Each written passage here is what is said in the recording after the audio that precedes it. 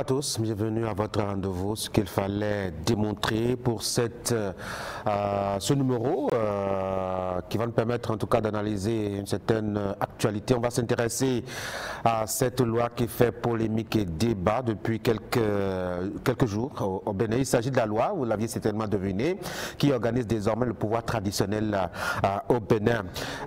Désormais, au terme de cette loi votée par l'Assemblée nationale, avec quelques réserves de certains députés qui n'ont pas vraiment approuvé le contenu du texte, on a officiellement 16 royaumes, 90 chefferies, répartis en 80 chefferies supérieures et 10 chefferies coutumières. On en parlera donc tout au long de cette émission. On va chercher à comprendre d'ailleurs, et dans un premier temps, pourquoi est-ce qu'il fallait justement organiser ce secteur et quelle est la pertinence de l'entreprise à ce sujet. On va s'intéresser surtout aussi aux méthodes employées pour définir et classifier ces trois catégories d'organisation en termes de chefferie traditionnelle au Bénin.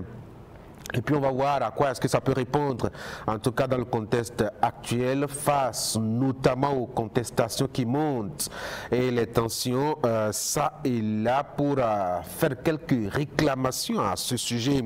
Voilà donc les axes essentiels qu'on va aborder autour donc de ce sujet-là. Anissé Carlos Soké, bonjour. Bonjour Tanguy. Alors une loi désormais qui quadrille et organise un peu le milieu de la chefferie traditionnelle au Bénin. 16 royaumes officiellement reconnus. Un peu trop, beaucoup, raisonnable. Ah non, ça c'est, je crois qu'il ne m'appartient pas d'apprécier ça. Ce qui est important, c'est qu'il y a eu des critères qui ont été fixés et que par rapport à ces critères-là, on a défini le nombre de royaumes qui les remplissaient, ces critères, et qui pouvaient être considérés comme faisant partie de l'organisation traditionnelle de la société, béninoise à un moment X. Donc, est-ce que c'est trop? Est-ce que c'est pas assez?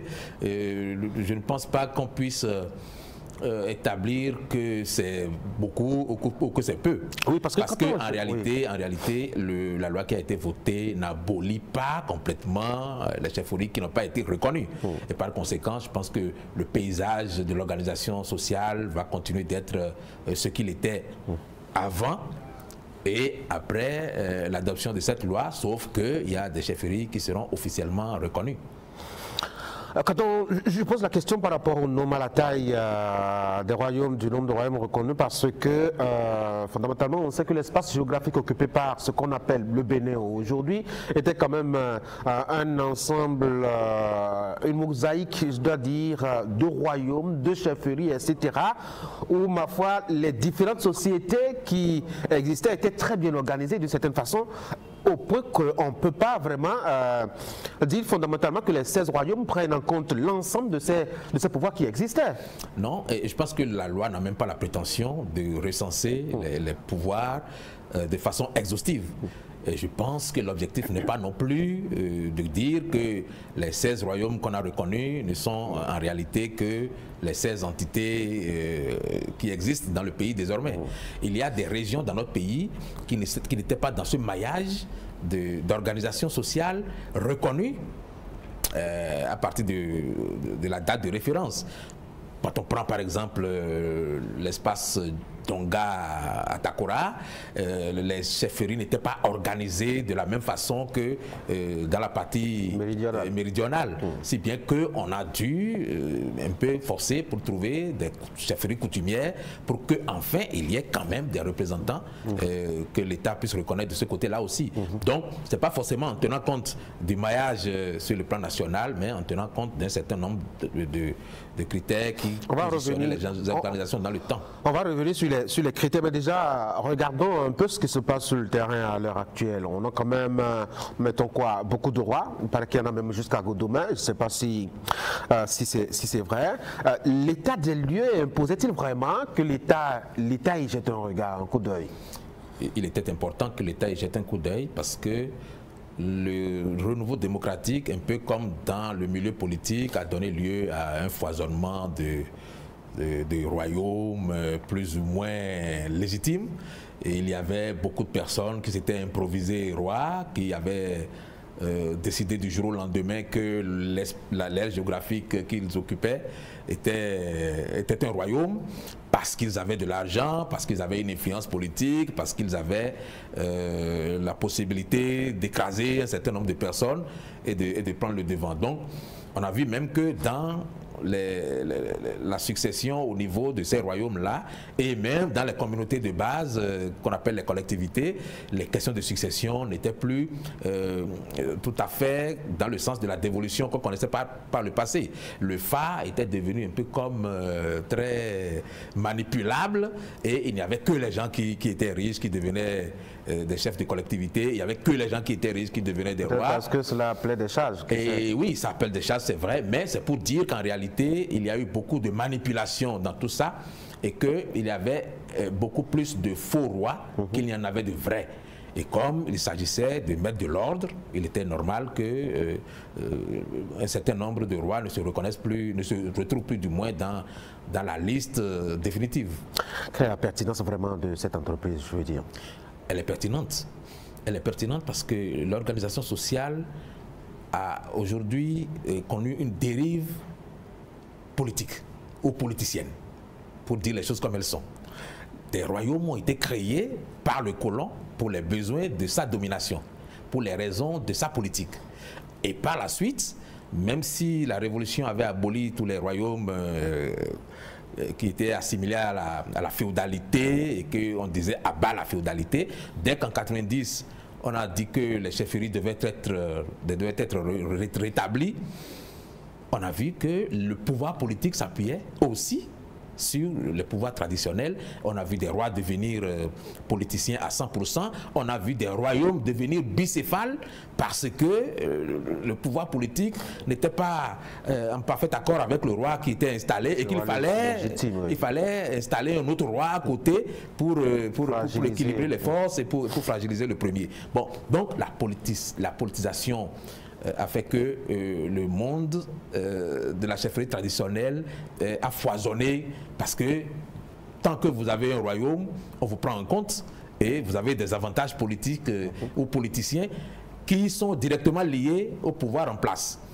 Et c'est pour ça que dans ce grand désordre-là, il était normal de mettre un peu d'ordre et il faut se souvenir que le point de départ de tout cela, c'est quand le président de la République a reçu en 2022 tous les chefs traditionnels à la présidence de la République, a parlé avec eux et s'est mis d'accord avec eux pour dire qu'il fallait absolument réformer.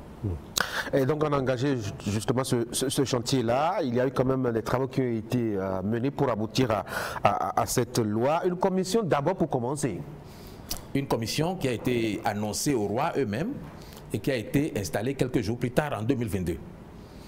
Et cette commission, il faut dire qu'elle était composée de personnalités éminentes, des historiens, des sociologues, enfin socio-anthropologues, des juristes, des personnes ressources et des représentants du ministère de la Justice parce qu'il s'agissait de légiférer, ministère de l'Intérieur parce qu'il s'agissait des questions d'intérieur et ministère de la Culture parce que c'était le ministère de tutelle. Donc 17 personnes qui depuis 2022 se sont penchées sur cette question-là et ont travaillé d'arrache-pied en lisant d'abord tous les documents que les colons ont laissés, en parcourant tout le travail que les historiens, d'éminents historiens qui ne sont plus parmi nous, ont pu laisser.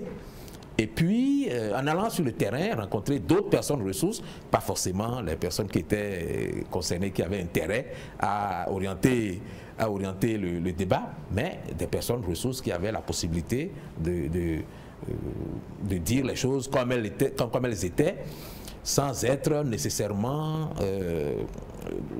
des personnes qui avaient intérêt à ce que la loi soit orientée dans leur intérêt. Donc, quand ils ont fini ce travail, je pense que quand ils ont fait le point au chef de l'État, il a estimé qu'il leur revenait encore, pour que les choses se fassent bien, de proposer un projet de loi Et je pense que c'est leur projet de loi qui a fini par aller en étude à l'Assemblée nationale et qui a donné corps. Et ça a donné ce qu'il fallait, ce à quoi il fallait s'attendre.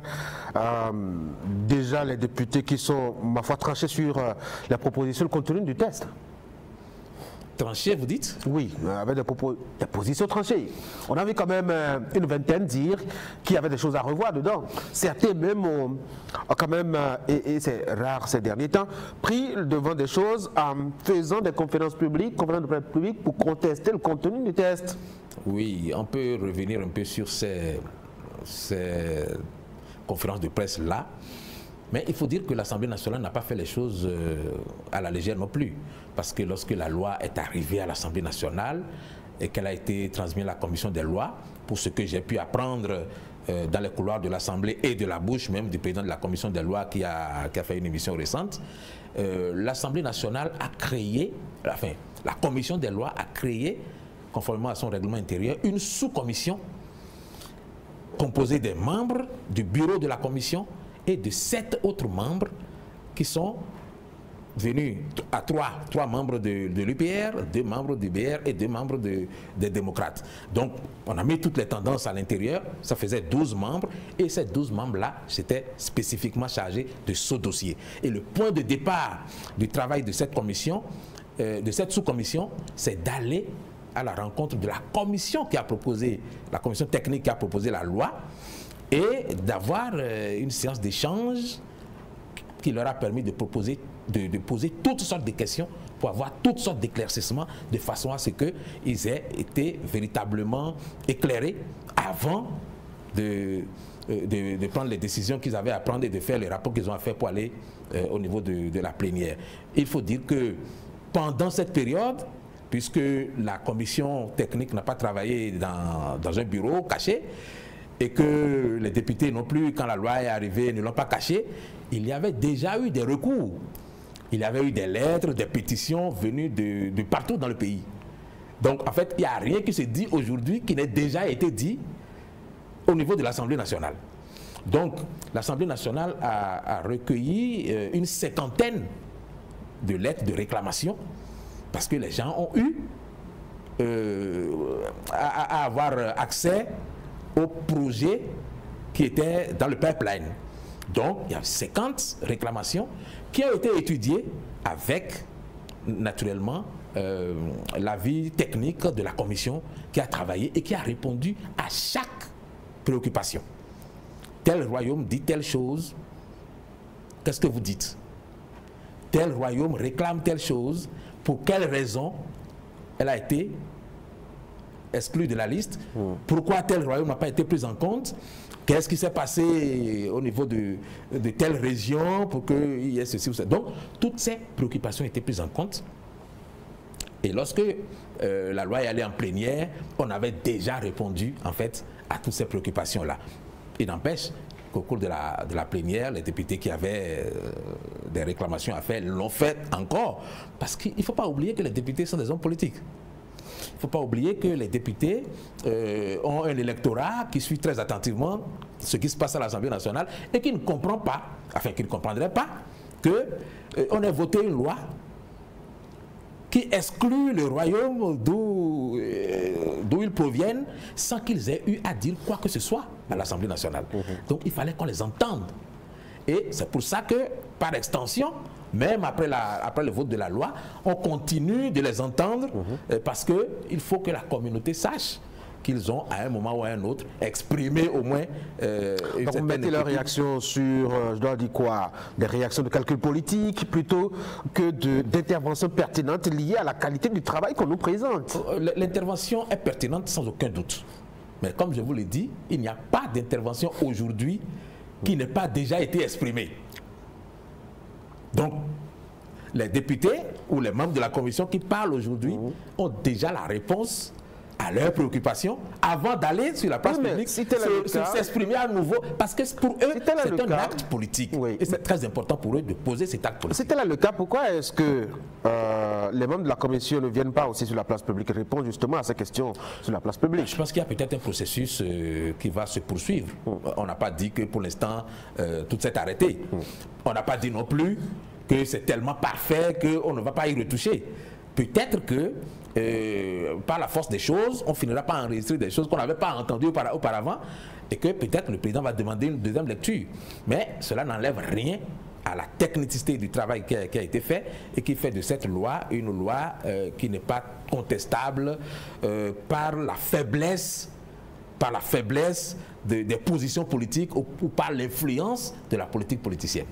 Quels sont les critères, mettons, à partir desquels justement le travail a été fait et les entités de chefferie traditionnelles reconnues?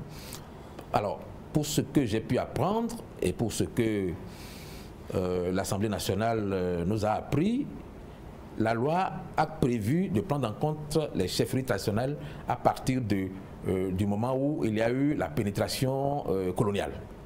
1894 pour la partie méridionale, et en considérant que bon, les colons ont mis 3 ans pour atteindre la partie septentrionale, donc on considère 1897 pour la partie septentrionale. Donc, quel était l'état des lieux en 1894 dans la partie demande de la méridionale? conférence de Berlin qui a partagé la... C'est surtout ça qu'on a pris en compte quand on considère que le colon, à partir du moment où il a commencé à vouloir s'installer, a créé des guerres exprès, a fragilisé des royaumes exprès, donc a créé des entités pour contrebalancer l'influence des autres et d'ailleurs, pour avoir une meilleure influence sur l'ensemble de la population, partout où il n'y avait pas de chefferie reconnue, le blanc en a créé. Les chefs de canton, les chefs de ceci et de cela. Donc, quand on considère tout ça, ça n'a rien à voir avec comment on va dire, la carte originelle du moins qu'il y avait avant que les colons arrivent. Et c'est pour ça que pour éviter qu'il y ait de véritables débats par rapport au fait que tel royaume existait et que tel autre n'existait pas, on a pris cette période de référence-là qui, il faut le dire, contient des références historiques contenues dans les écrits que les colons ont laissés.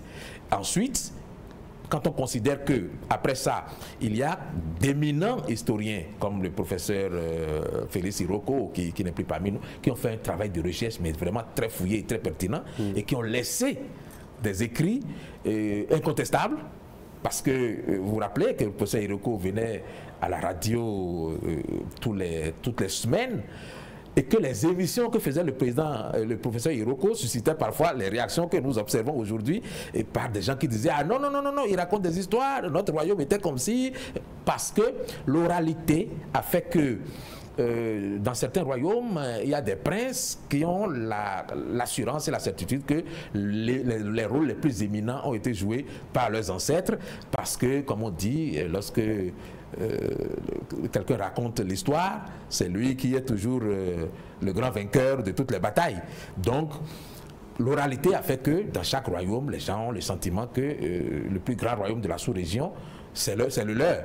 Mais historiquement, lorsque des gens ont fait les recherches comme le professeur Félix Iroko, ils ont rétabli un certain nombre de paramètres et je pense que ça a été aussi très déterminant dans les choix que la commission a fait des royaumes qui ont été retenus finalement. Alors j'ai dit déjà au début de cette émission, 16 royaumes, 90 chefferies, répartis à 90 chefferies supérieures et 10 chefferies, mettons, coutumières. Et la loi qui s'intéresse un peu, je dois dire, à l'investissement dans la fonction au niveau donc de ces différentes chefferies.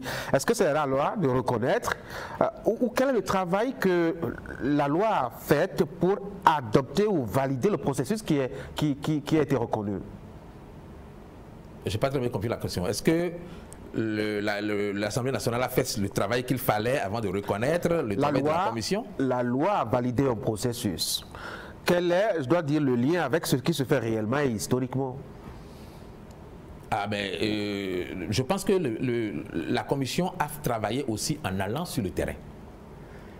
Et ça, on ne le dit pas souvent parce qu'il y a beaucoup de personnes qui disent « Nous n'avons pas vu la commission venir. » S'ils sont venus, avec qui ils ont parlé? Vous voyez, mais moi je pense que la commission a dû faire l'option de ne pas parler forcément avec toutes les personnes qui avaient un intérêt à orienter.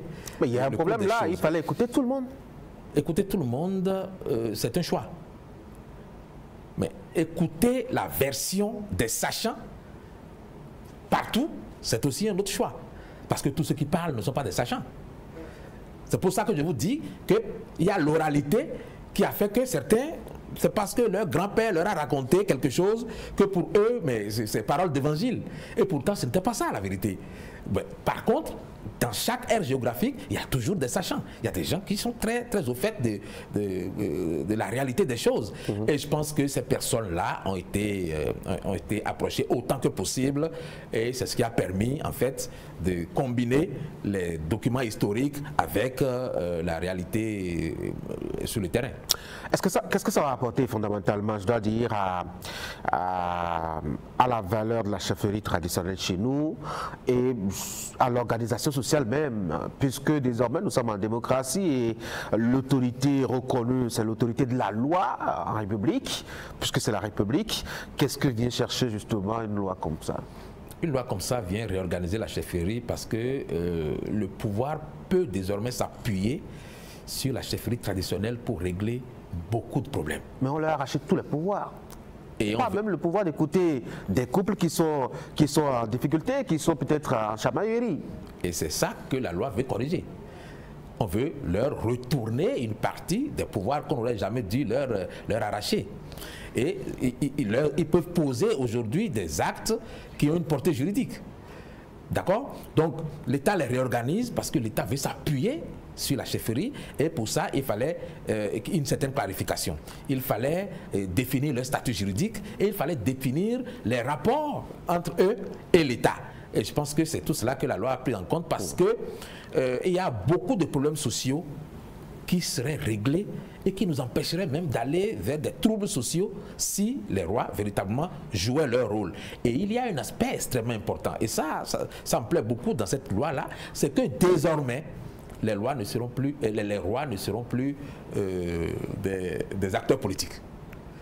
Et ça, c'est véritablement important. Vous vous rappelez que sur ce plateau, j'ai toujours plaidé pour que même nos anciens présidents de la République ne soient plus des acteurs politiques.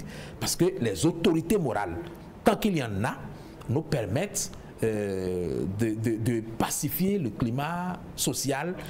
Et au cas où il y a des troubles, au cas où il y a des échauffourées, que des acteurs politiques ne s'entendent pas, que des voix autorisées puissent les appeler pour dire « Hey, ici, là, dans ce royaume, il nous faut la paix. » Vous voyez, la façon dont les choses se réglaient sous l'arbre à palabre, nous l'avons complètement perdu.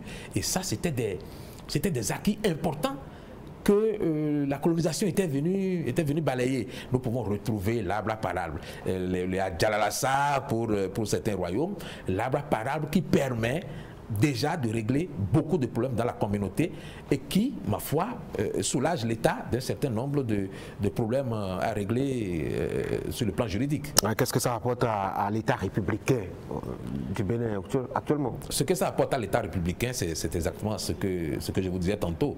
L'État républicain n'aura plus à se préoccuper de toutes les questions qui se posent à la communauté de base.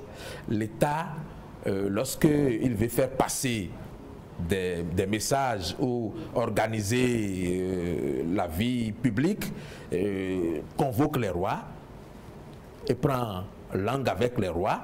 S'ils s'entendent sur un certain nombre de choses, l'implémentation à la base se fera sans que l'État soit obligé d'aller jusqu'à intervenir dans tous les compartiments de la société. La chefferie avait un pouvoir important. C'est que même quand on est rebelle au pouvoir public, on est soumis au pouvoir moral. Nous sommes comme ça. Lorsque même nous nous rebellons contre le pouvoir public, nous sommes toujours soumis au pouvoir moral.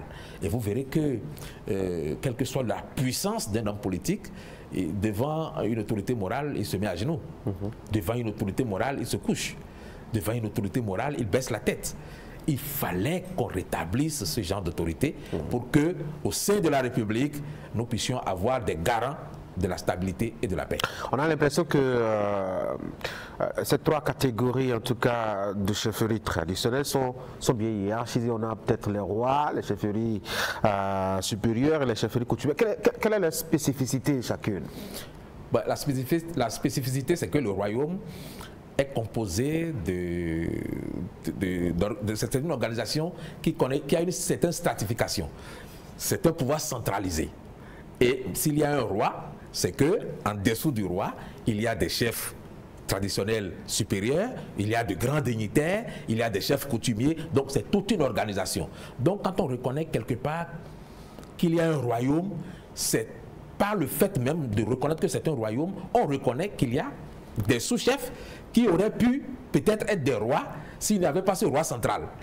Donc, comme on ne peut pas installer tout le monde et considérer tout le monde comme un roi, et que l'État a besoin d'un interlocuteur parmi tant d'autres, lorsque le royaume est reconnu, c'est que tous les chefs qui sont sous le roi sont également reconnus, puisque l'État ne touche pas à l'organisation qui était en place jusqu'à aujourd'hui. D'accord? Donc, à partir du moment où le royaume est reconnu, c'est le roi qui vient s'asseoir lorsque l'État central a besoin d'un interlocuteur. Donc, on ne peut pas reconnaître tous les chefs qui sont sous lui, tous les maîtres de terre ou chefs de terre qui sont sous lui, qu'ils viennent tous s'asseoir à la même table lorsqu'on veut discuter. C'est pourquoi c'est le roi seul qui est reconnu, mais ça n'enlève rien à la valeur et à la qualité des chefs traditionnels qui sont en dessous de lui dans l'organisation sociale de chaque royaume. D'accord? Ailleurs, le pouvoir n'est pas centralisé. Il est un peu éparse, mais on reconnaît qu'il y a quand même un chef dans cette communauté-là, et ce sont ces chefs-là qu'on a nommés chefs traditionnels supérieurs, qui n'ont pas le niveau d'un royaume, parce qu'un royaume, comme je vous l'ai dit, c'est une stratification. Bon, ensuite, il y a les chefs coutumiers qui sont complètement au bas de l'échelle parce qu'ils ne sont ni royaume, ni chefs supérieurs traditionnels, mais il fallait absolument reconnaître un certain nombre d'entre eux, et c'est précisément ce qu'on a reconnu dans la Kakora Donga, où il a fallu les créer pratiquement de toutes pièces pour les reconnaître, parce que si on doit tenir compte des vrais critères de royaume et de chefferie supérieure, on ne les prendrait pas en compte. Donc, il y a quand même une organisation sociale. Et cette organisation sociale a été baptisée chefferie coutumière et a été reconnue, pour que dans cette zone-là aussi, l'État puisse avoir des interlocuteurs. Mais en dehors de tout ça, toutes les autres chefferies coutumières qui n'ont pas été reconnues comme étant des chefferies supérieures ou des royaumes continuent d'exister en tant que chefferies coutumières. Rien ne change. Mais ne peut pas avoir le même rapport avec... Sauf que l'État ne les reconnaît pas, ne leur donne aucun statut juridique, et ils continuent d'être des pouvoirs traditionnels. Quel est justement l'intérêt pour ces chefferies-là d'être reconnues par l'État? En dehors, peut-être, on a dit on veut créer une chambre nationale. Il y a des avantages. Ah oui? Ah oui, il y a des avantages qui ne sont pas énumérés pour l'instant. Mais il y a... Ils auront un salaire, un garde du corps, un chauffeur. Je ne sais pas ce qu'ils auront. Parce qu'il ne faut pas dire ce qu'on ne sait pas. Mais il y aura des avantages, c'est sûr, parce qu'il y aura des attributs qui permettra de les reconnaître de loin. Et on n'aura plus cette multitude de voitures qui avaient des immatriculations spéciales, où on voyait roi de temps, roi de temps, roi de temps, alors que ces royaumes-là n'existent nulle part sur le papier, ni d'ailleurs dans les faits, parce qu'il y a des royaumes qui n'existent même pas dans les faits. Il y a des chefs qui se disent rois et qui ne sont en réalité rois de rien du tout. Ils ne sont rois que dans leur maison et pas au-delà de leur clôture. Et pourtant, ils se baladent avec des voitures où vous voyez la plaque qui indique que c'est un roi. Donc, ces choses-là seront réorganisées. Et si vous voyez désormais une voiture avec les attributs qui vont avec, vous saurez que c'est un vrai roi qui passe et pas un usurpateur. Et quel sera justement le rôle de cette chambre-là dans la République? C'est comme je vous l'ai dit, c'est une chambre qui va certainement conseiller le président. Est-ce qu'on n'a pas déjà suffisamment d'institutions? Il n'y aura jamais assez d'institutions sociales pour conseiller le président. Nous avons par exemple l'Église, qui est une véritable organisation et qui, dans son fonctionnement, est un peu aussi comme une force de proposition et de conseil. Avoir de l'autre côté les chefs traditionnels, ça ne gâte rien, au contraire, parce que c'est la... Si vous voulez, c'est même plus que la réalité religieuse, c'est la réalité de chez nous, c'est la réalité, c'est notre essence. Et donc, ils peuvent utilement conseiller le président et ils peuvent, il me semble aussi, ils peuvent peser sur un certain nombre de mesures républicaines. Je dis républicaines parce qu'il faut que ce soit des mesures qui arrangent tout le monde.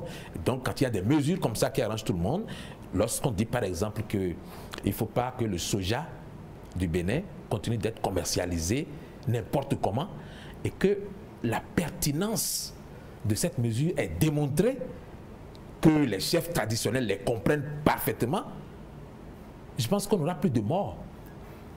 Parce que la gendarmerie ne sera plus obligée d'aller perquisitionner dans des magasins, parce que les rois, quand ils parlent, on les écoute.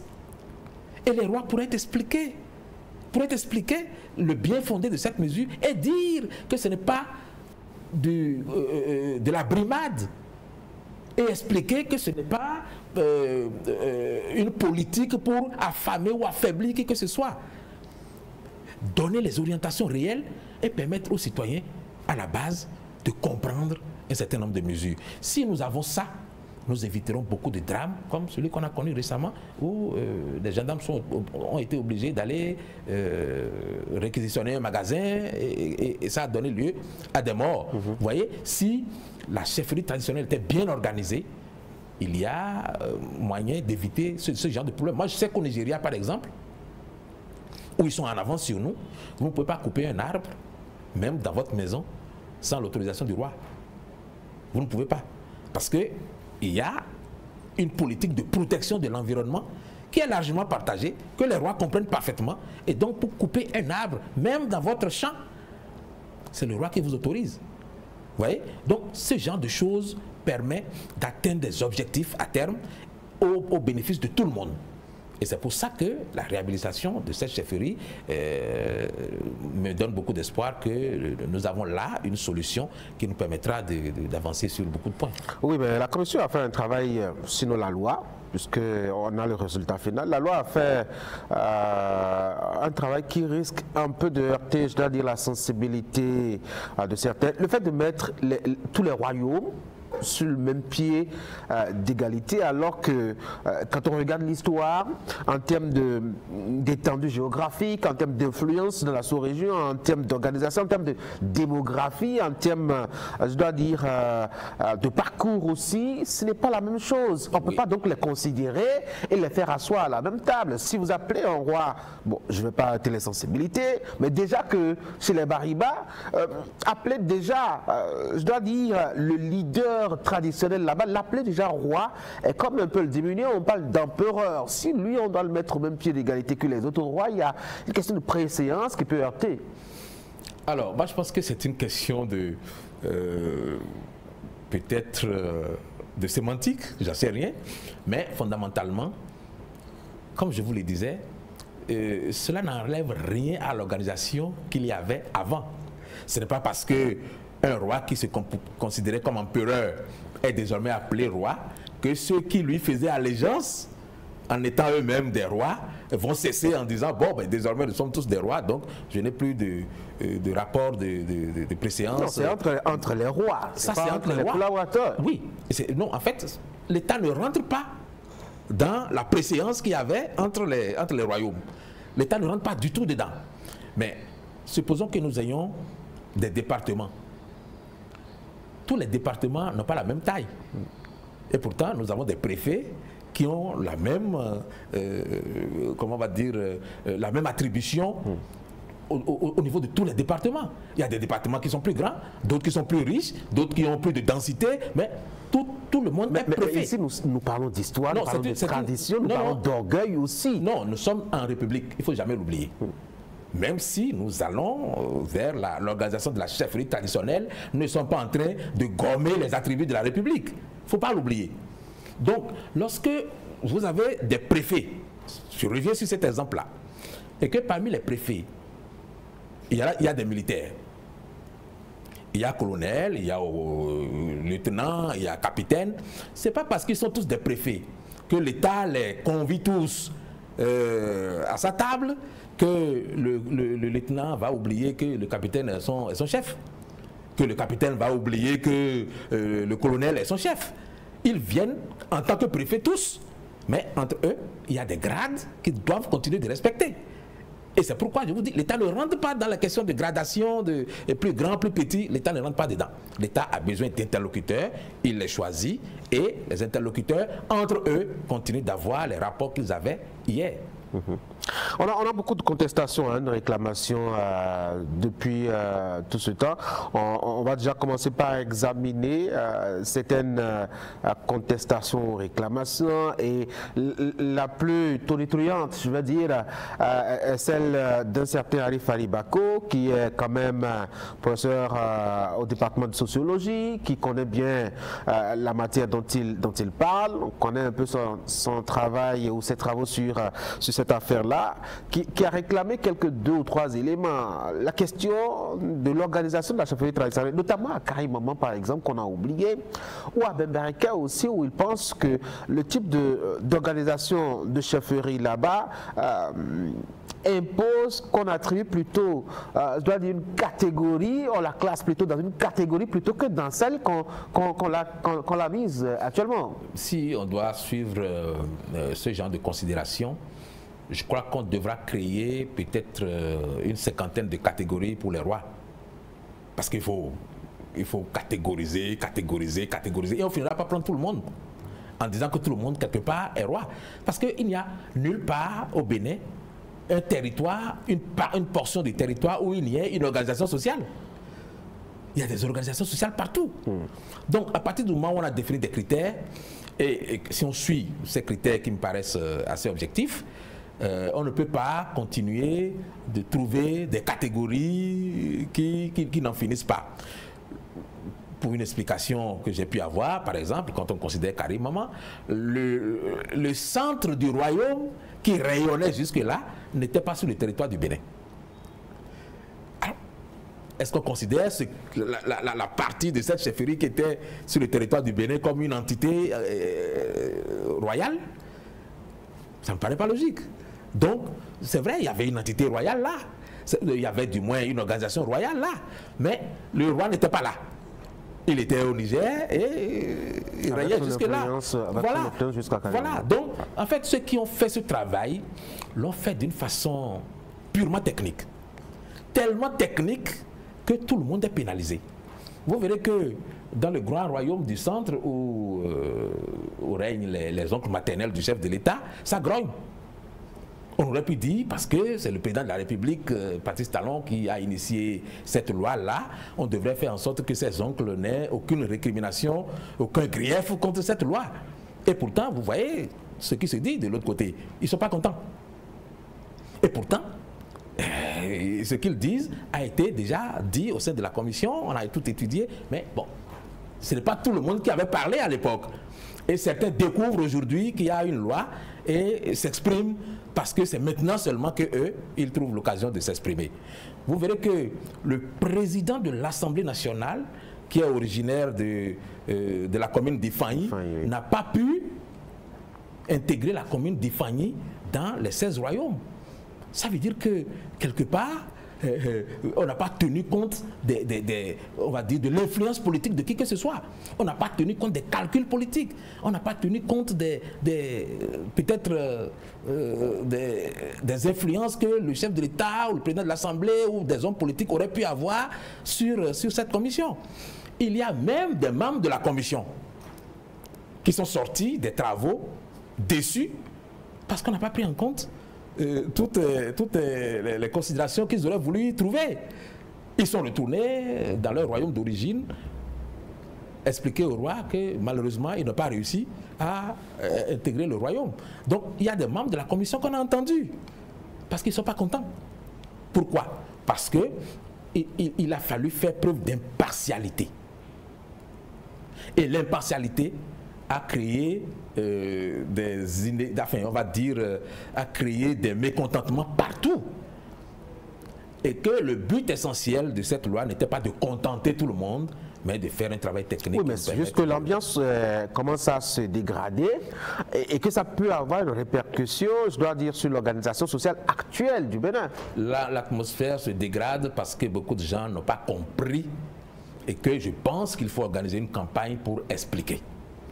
Il faut organiser une véritable campagne pour expliquer à ceux qui ont besoin de comprendre. Il y a des gens qui ont des bribes d'informations sur leur propre royaume et qui considèrent que ces bribes d'informations-là sont extrêmement importantes.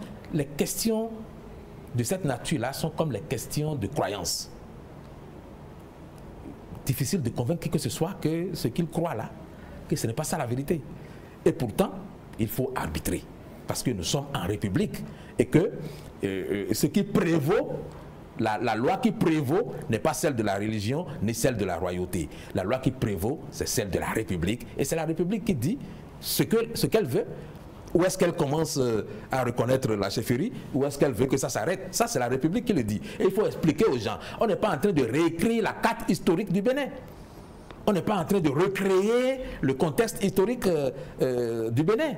On est en train de créer un cadre juridique dans lequel puisse s'exprimer la chefferie traditionnelle et collaborer avec le gouvernement pour organiser la société de façon à profiter, de façon à ce que ça profite du moins à tous les citoyens. Est-ce qu'il ne faudrait peut-être pas continuer à écouter ces différentes réclamations, et étant donné que dans les départements de la Takora et de la Donga, vous l'aviez dit, la commission a dû forcer pour trouver quelques moyens d'identifier des organisations sociales à ce niveau, en tout cas du pouvoir à ce niveau. Là où on est en train de faire des récriminations, peut-être retourner dans l'histoire et voir comment est-ce que c'était organisé et tenir compte de ce qu'on a fait dans la Takora Donga pour attribuer, ma foi, une existence à ces entités qui sont en train de réclamer. Ça pourrait apaiser. Ma foi, comme je vous l'ai dit, je pense que la porte n'est pas fermée du tout et que la loi n'est pas encore définitivement promulguée. Elle est encore sur la table du chef de l'État qui peut demander une deuxième lecture au regard d'un certain nombre de considérations. Mais je pense que fondamentalement, quoi qu'on fasse, on ne donnera jamais satisfaction à tout le monde. Quoi qu'on fasse, il y aura toujours des gens pour réclamer quelque chose. Parce qu'une loi comme celle-là ne peut pas mettre tout le monde d'accord. C'est impossible. Parce que les critères ne sont pas remplis par tout le monde. Et que des habitudes s'étaient installées, un confort de vie s'était installé, des privilèges étaient acquis qui aujourd'hui sont remis en cause parce que bon, les gens se disent, ah, nous croyons même que c'était un roi alors que ce n'en était pas un. Donc, lorsque désormais la multitude d'associations qui se créaient du jour au lendemain ne sera plus opérationnelle et qu'on va créer une association spécifique et que ceux-là ne pourront plus venir dans cette association-là, il y aura des frustrations. Il y aura toujours des frustrations. Donc, on ne peut pas espérer donner satisfaction à tout le monde, c'est impossible. Ce qui est important, c'est de faire en sorte que le travail qui est fait soit de bout en bout empreint d'une certaine impartialité et d'un certain esprit républicain. Et que, surtout, les citoyens aussi abordent cette question avec un esprit républicain. Parce que quand on aborde la question sous un esprit républicain, on ne dit pas forcément que c'est son intérêt qu'on doit véritablement prendre en compte nécessairement avant que cette loi soit considérée comme une loi juste et équitable. On ne peut pas, chacun ne peut pas s'arc-bouter sur ses intérêts personnels et dire que tant qu'on ne les a pas pris en compte, que cette loi-là, elle n'est pas bien faite.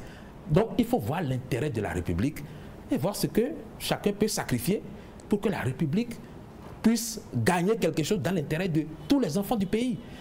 Et c'est ça qu'il faut peut-être expliquer à ceux qui continuent de contester des choses qui ne sont plus contestables parce que ces choses-là avaient déjà même été réglées au niveau de la commission des lois. Mais comme ce n'est pas rendu public, il y a beaucoup de gens qui contestent sans savoir que ces questions-là ont déjà été vidées au niveau de la commission des lois. Donc il faut vulgariser, me semble-t-il, cette loi et faire une campagne explicative pour que les gens comprennent que c'est dans le sens de donner une loi qui profite à la République que ce travail a été fait, mais ce n'est pas pour recontextualiser l'historicité du Bénin et lui donner la prééminence à la chefferie traditionnelle. La chefferie traditionnelle existe, c'est vrai, mais elle n'est pas au-dessus de la République. Elle sera toujours en dessous de la République.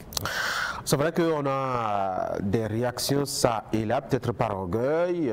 Je veux voir mon histoire continuer à exister, en tout cas, etc. Mais nous avons pris beaucoup de distance avec ces réalités. L'école nous a éloignés de cette histoire, de cette affaire-là. Les religions importées aussi nous ont dissuadés de continuer à aller voir de ce côté-là. Est-ce que véritablement ces chefs traditionnels qu'on est en train de réinvestir dans le pouvoir auront vraiment un crédit, je dois dire une influence véritable sur les citoyens intellectuels que nous sommes devenus et qui croyons fortement à la République quand ces choses-là. Il sera question de revenir à des fondamentaux que certains ont peut-être oubliés, mais il faut avouer que les chefs traditionnels n'ont jamais perdu complètement leur influence. Ah ouais? Il y a toujours une certaine influence. Quand je parle de chefs traditionnels, je parle des vrais rois. Ouais. Dans les vrais royaumes, l'influence du roi n'est pas complètement effacée et on continue de faire allégeance au trône partout où il y a de vrais royaumes. Donc, est-ce qu'on a perdu quelque chose jusque-là? Peut-être qu'on a cessé de donner de la valeur à ce qui avait de la valeur dans notre culture.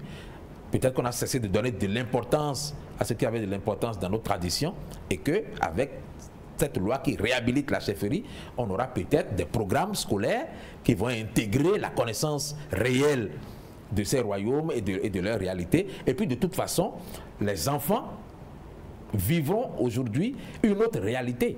Ce ne sera plus la réalité d'hier, parce que les rois seront autorisés à poser un certain nombre d'actes juridiques, donc à s'imposer au sein de la communauté comme des forces morales d'une grande puissance. À partir de ce moment, nous gagnons tous quelque chose et la République également en tire un grand bénéfice. Oui, c'est vrai que on avait pris quelques distances avec, je dois dire, ces entités-là, même si aujourd'hui on semble leur donner de la valeur en espérant justement qu'ils soient réinvestis de leur pouvoir, mais ce qui faisait leur pouvoir et la force de leur intervention et de leur autorité sur les populations, c'était surtout le volet politique. Le pouvoir politique qu'ils avaient sur la population, qu'ils n'ont plus du tout aujourd'hui. Je prends par exemple le royaume du Dahomey, où le roi avait pouvoir de vie et de mort sur le sujet. Si le sujet c'est aujourd'hui que le roi ne peut pas décider de sa vie et de sa mort, en quoi est-il obligé par le conseil ou la décision du roi? Je vous le disais tantôt, Abomey est peut-être l'exemple le plus illustratif de ce que la chefferie traditionnelle continue d'avoir toute sa valeur dans certaines régions du pays. Ah oui? À Abomey, vous ne pouvez pas saluer n'importe qui, n'importe comment. Et si déjà vous êtes obligé de vous coucher pour saluer quelqu'un, je doute fort que vous ayez à vous opposer à lui par rapport à des questions de petite politique politicienne. Vous voyez? Donc, si la chefferie traditionnelle continue d'avoir toute son importance, les cadres qui, de temps en temps, nous donnent du fil à retordre sur le plan national pourraient peut-être commencer par régresser un tout petit peu dans leurs prétentions parce qu'on leur dira, mais c'est l'enfant de chez nous qui fait ce qu'il fait là. Et puis du jour au lendemain, vous pouvez avoir un message qui dit que le roi veut vous voir demain. Parce qu'il faudrait que vous ayez vous expliquer sur l'attitude que vous avez par rapport aux intérêts de la République. Parce que vous êtes en train de détruire la dignité de votre royaume. Vous êtes en train de remettre en cause l'honorabilité de votre communauté de base par l'acte que vous posez sur le plan républicain.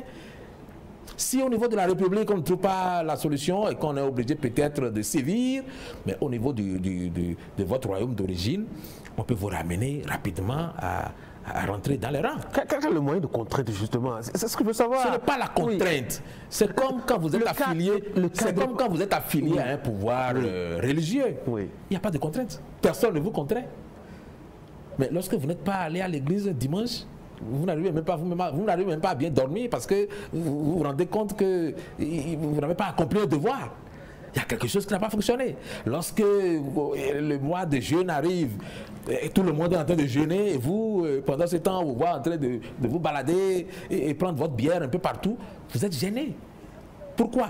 Parce que vous êtes affilié à un pouvoir qui a une certaine influence sur votre vie. Et c'est pour ça que je vous dis que tous les royaumes véritables ont encore, à ce jour, beaucoup d'influence sur les natifs de ces religions-là. Et si vous prenez le roi de Niki, le roi d'Abomey ou un autre roi, quand il parle à un sujet, quel qu'il soit, ma foi, il sait que c'est le roi qui lui a parlé.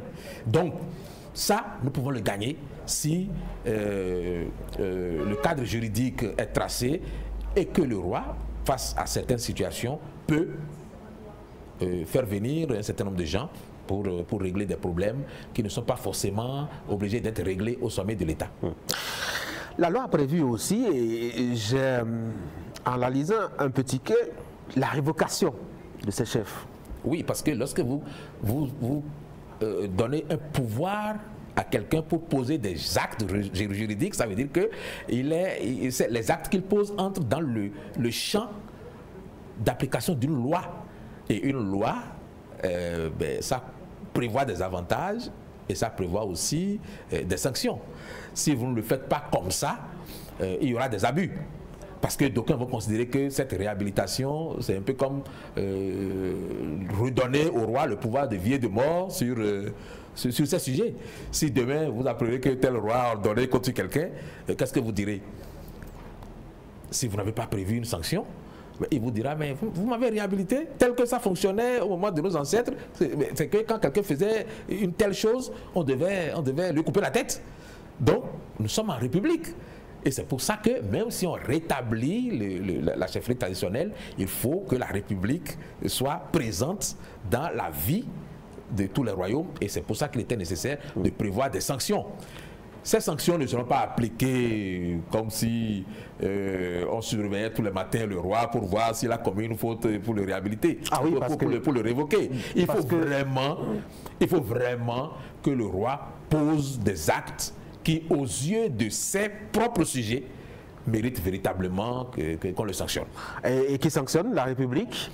Ben, nous sommes en République, oui. Oui, mais ici, là, déjà, je dois dire une organisation interne, parce que, justement, à Bombay, c'est bien prévu hein, qu'un roi soit révoqué, pardon, et d'ailleurs, même un roi a été révoqué dans l'histoire. Je ne sais pas si c'est le mot qu'il faut choisir à ce sujet précisément. Si l'État ne veut pas se mêler de leur fonctionnement à l'interne, et qu'il y a déjà un mécanisme prévu à l'interne, pourquoi est-ce que la République veut s'intéresser?